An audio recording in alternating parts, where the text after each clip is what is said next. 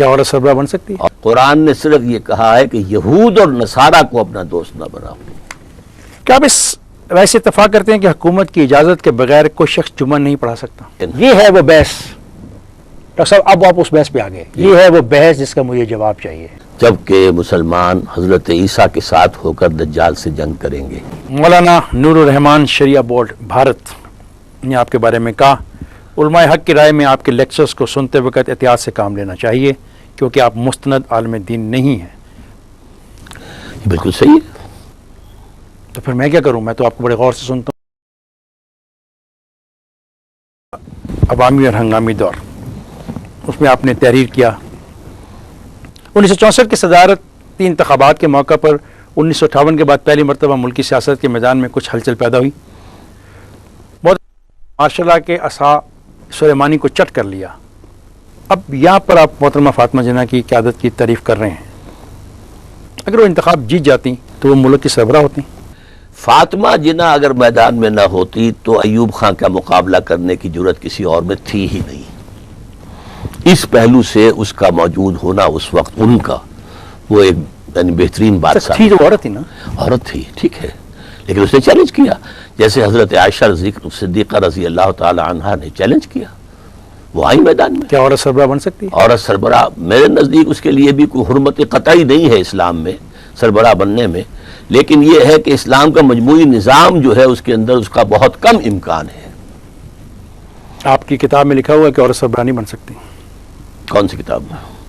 پاکستان میں نظام خلافت، اس کے پیج ہم صفحہ 29 کا حوالہ دے رہے ہیں، اس میں آپ نے سب ہیڈ لائن 8 میں کہا خواتین کی شرکت۔ آپ پڑھ کے سنا دیں، مجھے دکھانے کی ضرورت۔ رائے اس پورے نقشے میں خواتین کی شرکت اور شمولیت کا سوال، تو اس سلسلے میں یہ امر تو قطعی طور پہ طے ہوگا کہ کوئی عورت خلافت کے منصب پر فائز نہ ہو سکے گی، اس لیے کہ یہ اگرچہ حرام مطلق تو نہیں مگر مکروہ تحریمی کی حد تک ناپسندیدہ ضروری ہے۔ میری بات تو بات یہ ہوئی، حرام مطلق نہیں ہے کہ آپ نے تو بات طے کر لی کہ یہ امر تو قطعی طور پہ طے ہوگا کہ کوئی عورت خلافت کے منصب پر فائز نہ ہو سکے۔ یہ صحیح ہے۔ اصل میں آپ نے پہلے لفظ خلافت کا استعمال نہیں کیا تھا، حکمرانی کا کیا تھا۔ اسلامی ریاست میں سربراہ کون ہوگا؟ اسلامی ریاست نہیں کہ خلافت، اسلامی ریاست تو یہ ساری اسلامی ریاستیں کہلاتی ہیں۔ میں مدد ملت کے حوالے سے بات کر رہا تھا، اب یہ سوال وہ تو ہمارے اسلامی ریاست نہیں تھی۔ ٹھیک۔ آپ نے اپنی کتاب پاکستان میں نظام خلافت کیا کیوں اور کیسے میں تحریر کیا کہ پاکستان کو دوست ممالک بالخصوص چین کے ساتھ باضابطہ دفاعی معاہدہ کرنا چاہیے۔ علماء دین کی رائے میں غیر مسلم مسلمانوں کے دوست نہیں ہو سکتے، تو پھر ایسے معاہدے کی گنجائش آپ کے نزدیک کیسے نکلی؟ قرآن نے صرف یہ کہا ہے کہ یہود اور نصارہ کو اپنا دوست نہ بناؤ، چینیوں کا نام نہیں لیا، ہندوؤں کا نام بھی تو نہیں لیا نا؟ نہیں لیا، تو ہندو ہمارے دوست ہو سکتے ہیں؟ بنا سکتے ہیں، ہندو کے ساتھ ہم دفاعی معاہدے میں جا سکتے ہیں؟ جا سکتے ہیں، ہندو کے ساتھ ہم مشترکہ معاہدے کر سکتے ہیں؟ کر سکتے ہیں۔ آگے چلتے ہیں کہ آپ کی رائے میں اجتہاد کا حق پارلیمنٹ کو ہونا چاہیے؟ پارلیمنٹ سے مراد کیا ہے؟ جو موجودہ میری بات سنیے۔ قومی اسمبلی اور سینٹ ہے اور صوبائی اسمبلیاں موجود ہیں ہمارے وہ ملک میں، اجتہاد نہیں کریں گی، وہ یہ طے کریں گی کون سا اجتہاد ایڈاپٹ کریں۔ دیکھیے علماء ہے، یہ دیوبندی علماء کا اجتہاد ہے، یہ بریلی علماء کا اجتہاد ہے، یہ وہابی قوم کا علماء اجتہاد نہیں ہو سکتا، قوم کا اجتہاد تو مسلمانوں کا اجتہاد نہیں ہو سکتا۔ قوم انہی پر مشتمل ہے، اجتہاد سب کرے۔ کس کا اجتہاد قانون کا درجہ حاصل کرے گا؟ اس کا فیصلہ کون کرے گا؟ پارلیمنٹ، کن لوگوں پہ مشتمل جن پارلیمنٹ پر بھی ہو، جن میں آپ البتہ میری بات پوری ہو جائے، البتہ ہر شخص کو یہ حق حاصل ہوگا کہ جوڈیشری کا کنڈا کھٹکھٹائے جا کر جناب انہوں نے جو یہ قانون بنایا ہے یا جو قانون یہ بنانے جا رہے ہیں، اس یہ پورا کا پورا یا اس کا یہ حصہ شریعت کے خلاف ہے۔ لیکن سر اگر پارلیمنٹ میں ایک فقہ کی اکثریت ہو تو کیا جو اجتہاد ہے وہ اسی فقہ کے حق میں نہ ہو جائے گا؟ یہ تو ڈی فیکٹو شکل ہو سکتی ہے اگر پارلیمنٹ میں ایک ہی فقہ کی اکثریت ہو، لیکن جو چیز میں تجویز کروں گا وہ یہ ہے کہ ہمیں اس سے اٹھ کر اسلامی نظام قائم نہیں ہوگا جب تک کہ ہم فقہی تقسیموں سے اٹھ نہیں جائیں گے۔ سر آپ نے خود لکھا ہے کہ اس میں ہرگز کوئی شک نہیں کہ فقہی اختلافات ایک حقیقت واقعی ہیں اور ان کو یکسر ختم کر دینا ممکن ہی نہیں، محال عقلی ہے، اور عہد حاضر کی اسلامی ریاست یا نظام خلافت میں ان کو مناسب قانونی اور دستوری حیثیت دینا لازمی ہے۔ سر کیا ایک ملک میں دو مختلف فقہی قوانین چل سکیں گے؟ نہیں، اصل میں اس بات کو سمجھ لیجئے کہ قانون کے دو حصے ہیں، the personal law and the law of the land. Law of the land ایک ہی ہو سکتا ہے، پرسنل لا 100 بھی ہو سکتا پاکستان میں لا آف دی لینڈ کون ہوگا؟ ہے۔ لا آف دی لینڈ جو بھی بنائے گی پارلیمنٹ۔ آپ کی رائے میں اسلامی ریاست میں سیاسی جماعتوں کی اجازت ہوگی جن کو الگ الگ منشور بھی ہو سکتا ہے؟ جی، جب ایک نظام، ایک قانون اور ایک ہی طریقہ رائج ہوگا تو سیاسی جماعتوں کو کیا مقصد ہوگا؟ سیاسی جماعتوں کا مقصد ہوگا کہ جو ڈیٹیلز ہیں، جو کتاب و سنت کے اندر تفصیلاً نہیں آئی ہیں، اس میں ہمیں جو رائے بنانی ہوگی تو اس میں ایک کا منشور ایک ہے، دوسرے کا اور ہے۔ صوبوں کو کتنے حقوق دیے جائیں، کتنے مرکز کے پاس رہے، یہ کتاب و سنت کی بحث تو نہیں ہے۔ سر معذرت چاہوں گا، گستاخی اگر نہ کروں، نہیں، ضرور کریں۔ ایسی صورتحال میں جب اسلامی ریاست میں سیاسی جماعتوں کی اجازت ہوگی جن کا الگ الگ منشور بھی ہوگا، تو کیا ایسا نہیں ہوگا کہ جو سیاسی جماعتیں ہیں وہ فقہوں کی بنیاد پر ہی بنیں گی؟ اگر بنے بھی تو فقہ کو ہم حرام تو نہیں کہتے۔ تو آج پاکستان ہم کے اندر جو صرف یہ تقسیم ہے، کریں گے، آج پاکستان کے اندر جو تقسیم ہے، ہم اس کو تو آپ برا سمجھتے ایک میری ہیں۔ بات سنیے، ایک ہم اس کو جو ہے اس کی اجازت نہیں دیں گے کہ شریعت کے اندر جو ہے جو لا آف دی لینڈ ہے ان میں فقہوں کو بنیاد بنایا جائے۔ سر میں اور چل کے کھل کے بات کرتا ہوں۔ ہم آپ کو پڑھتے ہیں تو ہم دیکھتے ہیں کہ آپ ان مذہبی جماعتوں کے خلاف ہیں جو سیاست میں اپنے آپ کو ملوث کر چکی ہیں، جو فقہوں کی بنیاد پر میں سیاست ان کر کے رہی ہیں، خلاف نہیں ہوں، ان کے طریقہ کار کے خلاف۔ جو فقہوں کے حوالے سے سیاست کرتی ہیں، شیعہ کی ہیں، سنیوں کی ہیں، آپ اس کی مخالفت دیوبندی، کرتے ہیں، بریلوی، دیوبندی، آپ اس کی مخالفت کرتے وہابی۔ ہیں، لیکن اس میں آپ ان کو موقع دے رہے ہیں اور آپ تسلیم کر رہے ہیں کہ وہ اس بنیاد پہ سیاست کر سکتے ہیں۔ یعنی یہ کہ ان کو اصل تو موقع ہم دے رہے ہیں پرسنل لا کا۔ پرسنل لا کے قوانین بنانے کے اندر وہ کوئی کام کریں، اپنی بات کہیں، اس کو پھر سامنے لے کر آئیں تو اعتراض نہیں ہوگا، لیکن ہم ہر جماعت کے جو منشور ہوگا اسے ہم سکرین کریں گے۔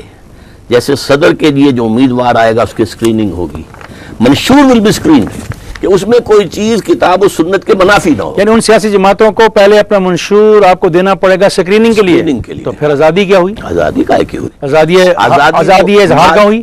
مادر پدر آزادی کے ہم قائل نہیں ہیں۔ آزادی within the injunctions of the Quran and the Sunnah. کیا آپ اس ویسے اتفاق کرتے ہیں کہ حکومت کی اجازت کے بغیر کوئی شخص جمعہ نہیں پڑھا سکتا؟ یہ فقہ اسلامی کا اصول یہی ہے۔ عملاً تو میں خود اس کے خلاف کر رہا ہوں۔ 40 برس سے اگر جمعہ پڑھا رہا تھا میں تو کسی کی اجازت سے نہیں پڑھا رہا تھا، لیکن اسلامی جو بھی ملک بنے گا، حکومت ہوگی، اس میں یہ تو آپ ہوگا۔ مجھے تو جمعہ نہیں پڑھانے دیں گے پھر آپ؟ ہے نہیں، مجھے کیا، مجھے بھی نہیں ہوگا، آپ کو کیا؟ unless I have been approved by the government۔ سر یہ تو پھر ایک فرد کا ریاست نہ بن جائے گی کہ الیکشن میں حصہ نہیں لے سکتا، سیاسی جماعت نہیں بنا سکتا، کس نے خطبہ نہیں کہا؟ دے کس نے سکتا؟ کہا؟ کس نے کہا؟ آپ کی باتیں تمام لیکن سے حصہ کون یقین نہیں ہے۔ لے سکتا؟ آپ نے کہا کہ جن لوگوں کو اجازت ہوگی اس کے لیے تعین کیا جائے گا، ایسے لوگ حصہ لیں گے، ایسے لوگ حصہ نہیں لیں گے۔ یعنی جو الیکشن کے اندر امیدوار بن کر آئے ہیں۔ ایک اور پھر آپ نے کہا کہ وہ جو سیاسی جماعتیں ہیں ان کو پہلے اپنا دکھانا پڑے گا وہ سیاسی جماعت کائے کو بنا رہے ہیں، کیوں بنا رہے ہیں، اس پہ بھی آپ اجازت نہیں دے رہے، اور یہ جو خطبہ ہے اس کی بھی آپ اجازت نہیں دینا چاہتے۔ سب چیزیں ایک آدمی کے ہاتھ میں رہیں گی تو یہ بڑی بدترین عملیت نہیں ہو جائے گی آج کے دور میں؟ اس مسئلے میں نے خود ابھی سوچا نہیں ہے، لیکن میں نے آپ کو بتایا کہ فقہ کے مطابق ایسا ہی ہے۔ سر میں ڈاکٹر صاحب آپ سے پوچھنا چاہ رہا ہوں، کیا کریں، اتنا اقتدار آپ جب ایک آدمی کو دے دیں گے تو پھر انجام کیا ہوگا؟ ایک آدمی تو نہیں ہوگا نا، آخر جو بھی خطیب ہوں گے ہزاروں ہوں گے، لاکھوں ہوں گے، مسجدیں لاکھوں ہیں، اور ان کے اندر صاحب ہمت لوگ بھی ہوں گے، صاحب عظیمت لوگ بھی ہوں گے، سب کے سب صرف government service your faithful servant تو نہیں ہے۔ آگے چلتے ہیں۔ آپ نے تحریر کیا کہ وحدانی، فیڈرل اور کنفیڈرل نظام سب جائز جائز ہے۔ ہے، بالکل کہا۔ اب پہلی بنیادی بات ہے کہ فیڈرل اور کنفیڈرل نظام آپس میں متصادم بھی ہیں، فیڈرل اینڈ کنفیڈرل، فیڈریشن اور کنفیڈریشن میں فرق ہے، فرق تو ہے، تو یونٹری میں نہیں ہے۔ یونٹی بھی ہے۔ اچھا، جب یہ تینوں میں فرق بھی ہے اور آپ کے نزدیک یہ جائز بھی ہیں اور خلافت بھی آپ کے نزدیک جائز ہے، تو کیا خلافت وحدانی نظام ہے، کیا خلافت فیڈرل نظام ہے، یا کیا خلافت ایک کنفیڈریشن نظام ہے؟ یہ لوگ it will be left on the free choice of the people. یہ امرہم شورا بینہم ہے، یہ ان کا معاملہ۔ قرآن نے نہ یہ کہا کہ وحدانی بناؤ، نہ یہ کہا کہ فیڈرل بناؤ، نہ یہ کہا کہ کنفیڈرل بناؤ۔ آپ کس کو سپورٹ کرتے ہیں؟ میں تو نمبر 1 کو، لیکن یہ کہ خلافت راشدہ کے کچھ خصائص ایسے ہیں جو دنیا میں اب دوبارہ نہیں آ سکتے. خلافت راشدہ ضمیمہ تھی خلافت نبوت کنٹینیوشن، ٹھیک، وہ تو نہیں آئے گا. وہاں جو لوگوں کی جو اصلاح ہوئی تھی اور جو تربیت تزکیہ ہوئی ہوا تھی، تھا، تربیت ہوئی تھی، براہ راست نبی کریم صلی اللہ علیہ وسلم آپ سے ہوئی وہ اب تھی، نہیں ہو وہ نہیں ہو سکتی. سکتی. وہاں صحابہ میں گریڈیشن تھی. پہلے کے کون ہیں، بعد کے کون ہیں. ہاں نہیں، مکے پہلے کے تو کون سب ہیں، سے مدینے اوپر کے جو کون ہے ہیں. 10 عشرہ مبشرہ ہیں، ٹھیک. پھر وہ اصحاب بدر ہیں، پھر اصحاب بیعت رضوان ہیں، سو آن. پھر یہ کہ وہ ایک قبائلی معاشرہ تھا. قبائلی معاشرے میں چیفز آف دی ٹرائبز بیٹھ کر جو طے کر لیں بس فیصلہ ہے. فیصلہ ہے. تو ان 4 چیزوں کی وجہ سے اب یہ 4 چیزیں نہیں ہیں. آپ تجویز کیا کرتے تو ہیں وی sir? Have to take the fundamentals of Islam. آپ مسلم قومیت کی بات کرتے ہیں، کیا موجودہ دور میں یہ حقیقت عیاں نہیں کہ ایرانی خود کو ایرانی قوم، عربی قوم، بنگلہ دیشی بنگالی قوم اور اس طرح دیگر ممالک میں رہنے والے قومی شناخت کے لیے اپنے اپنے ملک کا نام استعمال کرتے ہیں؟ پھر واحد قوم کے تصور کا امکان کیا ہے اور یہ کیسے ممکن ہے؟ واحد قوم کا تصور اصل میں ان قومیتوں کو گورن کرے گا. ایک قوم کے اندر قومیتیں ہو سکتی ہیں. جیسے قریش ایک قبیلہ تھا، اس میں بہت سے گھرانے تھے. یہ بنو امیہ ہیں، یہ بنو ہاشم ہیں، یہ بنو عدی ہیں، یہ بنو تیم ہیں، یہ فلاں ہیں، یہ فلاں ہیں. کون مانے گا اس کو؟ انسان ہی مانیں گے انشاءاللہ. کیا آپ ان ممالک کو فتح کریں گے؟ نہیں، فکر فتح کرے گا. کیسے اکٹھے ہو جائیں گے سارے؟ فکر فتح کرے گا. کیا انڈیا کے اندر روس کی فوجیں آ گئی تھیں کہ کمیونسٹ پارٹی بن گئی وہاں؟ آپ مذہبی جماعتوں کی سیاست سے الگ رہنے کے حق میں تو ہیں، مگر خود آپ 1969 سے باقاعدگی سے سیاست پر داریاں بھی لکھتے ہیں، وقتاً فوقتاً سیاسی معاملات پر رائے کا اظہار بھی کرتے ہیں اور ایسے اجتماعات میں شرکت بھی کرتے ہیں. اس کی کیا وجہ ہے؟ جو سیاست ہے اس کے 2 حصے ہیں، نظری سیاست، عملی سیاست. نظری سیاست میں سب سے بڑا رول آپ لوگ پلے کرتے ہیں، یا اخبار نویس پلے کرتا ہے، کالم نگار پلے کرتے ہیں، کہ وہ لوگوں کی سوچ کو ایک رخ پر ڈالتے ہیں. although they never come in the field to contest elections, but they influence the election. یہ نظری سیاست ہے. I am 100% theoretically a politician, but not practical. اچھا پریکٹیکل میں بھی سمجھ لیجئے پلیز.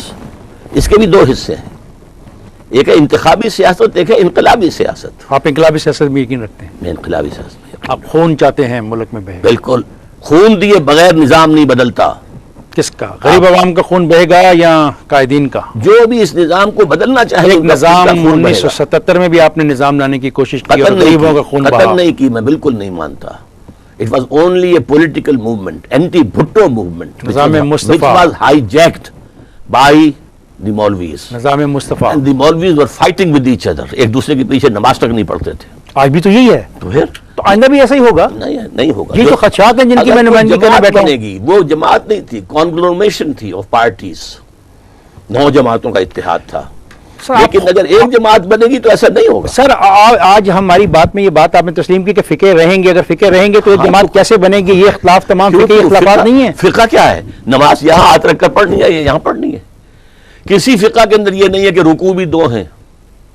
اگر رکوع 2 ہوتے ایک رکعت کے اندر تو پھر نماز آپ کیا کبھی ساتھ 2 نہیں پڑھ رکوع کے سکتے. معاملے پر اس ملک کے اندر کوئی فساد ہوا؟ ہے ہی نہیں نا. تو فساد کن باتوں پہ ہوتا ہے اس ملک میں؟ وہ تو ہیں کچھ چیزیں کہ اگر آپ نے حضرت عائشہ کو کسی نے گالی دے دی ہے، کسی نے کوئی توہین کر دی ہے حضرت حسین کی، یا یہ تعزیہ نکلتا ہے تو اس راستے سے نہ نکلے. آپ کے بارے میں کہا جاتا ہے کہ فقہوں کے معاملے میں آپ ریلیجسلی انٹالرنٹ ہیں. نہیں، قطعاً نہیں. کہا گیا آپ کے بارے میں. بالکل.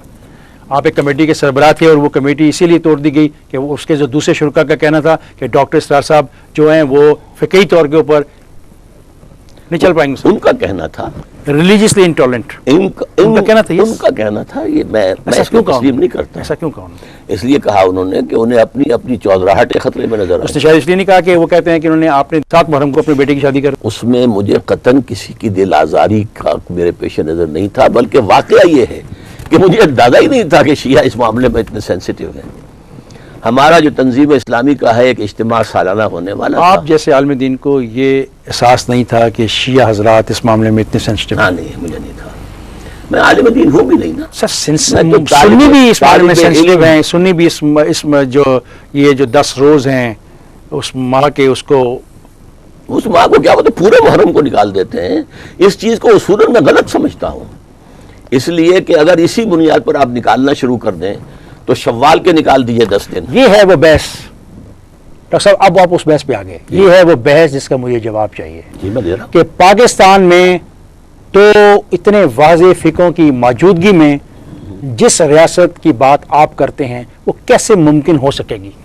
وہ ممکن ہو سکے گی اگر یہ دونوں فقے اس بات پر راضی ہو جائیں جس پر کہ ایران کا کانسٹیٹیوشن جو ہے بیسڈ ہے. ایران کے کانسٹیٹیوشن میں یہ ہے کہ ایران میں law of the land will be 12 شیعوں کا، جعفری فقہ کا. But all the minorities will have full independence. Minorities sir Pakistan میں آپ شیعہ کو مائنورٹیز کہہ سکیں گے؟ تعداد کے اعتبار سے تو ہیں. سر لفظ مائنورٹی جو سے میننگز نکلتے ہیں، کیا اتنا بڑا ایک فقہ ماننے کو تیار ہو جائے گا؟ وہ اگر مانیں گے نہیں تو اس کا اندیشہ یہ ہوگا کہ پھر یہاں اسلام نہیں آ سکتا. آگے چلتے ہیں. غلام احمد کے نعرہ منسوخی جہاد و قتال کے بارے میں آپ کی کیا رائے ہے؟ میرے نزدیک غلط ہے. قتال جاری رہے گا. حضور نے فرمایا اس دن سے جس دن سے اللہ نے مجھے مبعوث کیا اس دن تک جب کہ مسلمان حضرت عیسیٰ کے ساتھ ہو کر دجال سے جنگ کریں گے. البتہ قتال کے لیے کچھ شرائط ہیں. قتال فی سبیل اللہ کے لیے پہلے ایک جماعت تیار کی جاتی ہے، اس میں ایمان، تقوی، خلوص، للہیت پیدا کی جاتی ہے، سم و طاعت کا خوگر بنایا جاتا ہے اور انہیں ڈسپلن کا پابند کیا جاتا ہے. ایک امیر کے پیچھے پھر وہ قتال. کون امیر ہے آج جس کے کہنے پر آپ جہاد چاہتے ہیں جاری رہے؟ جو بھی اس جماعت بنے گی تو امیر ہوگا. ابھی جماعت تو نہیں بنی. نہیں بنی نا. تو یہ جو جہاد ہو رہا ہے، جہاد کے نام پر جو قتال ہو رہا ہے، اس کی اسی آپ لیے حمایت میں نے کرتے ہیں؟ کہا ہے کہ ان میں سے اکثر جہاد فی سبیل اللہ نہیں ہے. اکثر یا سارے؟ نہیں، میں نے ایک کو ایگزیمپٹ کیا ہے اس میں، کس کو؟ اور وہ تھا طالبان کا جہاد against the northern alliance. Taliban 90% رقبے پر قابض ہو چکے تھے. طالبان نے وہاں پر 100% امن قائم کر دیا تھا. طالبان نے کچھ اسلامی قوانین نافذ کیے تھے. طالبان کا معجزہ یہ ہے کہ ایک حکم پر پاپی کی کاشت ختم ہو گئی تھی. ایک حکم. اس اعتبار سے وہ ایک جینوئن اسلامی حکومت بن گئی تھی اور جو شمالی اتحاد لڑ رہا تھا وہ ان کے خلاف تھا اور ایک امیر کے پیچھے، ملا عمر کے پیچھے یہ جہاد ہو رہا تھا. So all the conditions were there. کیا آپ نے مناسب قوت فراہم ہو جانے کے بعد آخری اقدام کی عملی صورتحال کی تیاری کی ہوئی ہے؟ وہ تیاری نہیں کرنی ہوتی، وہ تو عین وقت کے اوپر ساری صورتحال پیدا ہو جاتی ہے. کوئی ضرورت نہیں ہے منصوبہ بندی کی، پلان کرنے کی، کچھ نہیں، پھر دیکھی جائے گی جو ہوگا. ایسے ہوگا تو بہت بڑی انارکی نہیں جنم لے لے گی. انارکی کے جنم دینے کا تو ہم نے راستہ روک دیا. اقدام ایک پارٹی مضبوط ہو اور جو کنٹرول کر سکے. ڈاکٹر صاحب جب آپ یہ پاپولیشن بٹ کنٹرول. ڈاکٹر صاحب جب آپ یہ بات کہتے ہیں تو پھر آپ نے اپنی کتاب اسلام کی انقلابی فکر کی تجدید و تعمیل اور سے انحراف کی رائیں صفحہ 58 پہ یہ کیوں لکھا، اقدام اور تصادم کے نتائج کیا ہوں گے؟ یا تخت یا تختہ. آپ کس کے لیے تیار ہیں؟ دونوں کے لیے. کتنے لوگ مریں گے؟ All depends upon کتنے Allah. لوگ مریں گے؟ I can't say. آپ کا کیا جو اندازہ مریں گے ہے؟ وہی کامیاب ہوں. آپ کا اندازہ کیا ہے؟ میں کچھ نہیں کہہ سکتا. کیا آپ اپنی جدوجہد میں سوسائڈ بومبنگ کے حامی ہیں؟ جی میں نہیں حامی نہیں ہوں، لیکن اس وقت جو ہو رہی ہے اسے کنڈون کرتا ہوں کہ ان کے پاس کوئی راستہ نہیں رہ گیا ہے کہ وہ کوئی جوابی کارروائی کر سکے، کوئی اپنے حقوق کا تحفظ کر سکے. They have been pinned against the walls. Maulana Noor Rahman Shariah board Bharat نے آپ کے بارے میں کہا، علماء حق کی رائے میں آپ کے لیکچرز کو سنتے وقت احتیاط سے کام لینا چاہیے کیونکہ آپ مستند عالم دین نہیں ہیں. بالکل صحیح ہے. تو پھر میں کیا کروں؟ میں تو آپ کو بڑے غور سے سنتا ہوں. احتیاط سے کام لیجیے. کیسے لوں؟ اس لیے کہ آپ کو چاہیے کہ ایک آدھ تفسیر اور بھی زیر مطالعہ رکھیں. تو عام آدمی ہوں، میں تو عام آدمی ہوں، میں تو آپ کو ٹیلی ویژن پہ بولتے ہوئے دیکھتا ہوں. دیکھیے میرے پاس کوئی تفسیر لینے کا موقع ہی نہیں ہے، میں تفسیر پڑھ ہی نہیں سکتا. کوئی مفسر 100% صحیح تفسیر نہیں لکھ سکتا. Please note it down. تو ہر شخص، ہر مفسر جو ہے اپنے اینگل آف ویو سے قرآن کو دیکھتا ہے، پڑھتا ہے، سمجھتا ہے، پھر سمجھا دیتا ہے. ایک اور فتویٰ بھی ہے جی. اس میں آپ کو سننے سے منع کیا گیا ہے کہ آپ کو نہ سنا جائے. جہاں یہ بھی ہونے والی بات ہے، اس لیے کہ ہر دور کے علماء کا جو اپنا ایک مقام و مرتبہ ہوتا ہے، اگر کسی بھی پہلو سے وہ محسوس کریں کہ اس میں کوئی مجروح ڈاکٹر صاحب ہو رہا جب علماء ہی متفق نہیں ہو رہے آپس میں تو قوم کیسے کٹے؟ علماء کبھی متفق نہیں ہوں گے، پھر قوم بھی کبھی ایک اکٹھی نہیں ہوگی. نہیں، قوم ہوگی. علماء کے ماننے والے آ جائیں گے. Thank you very much.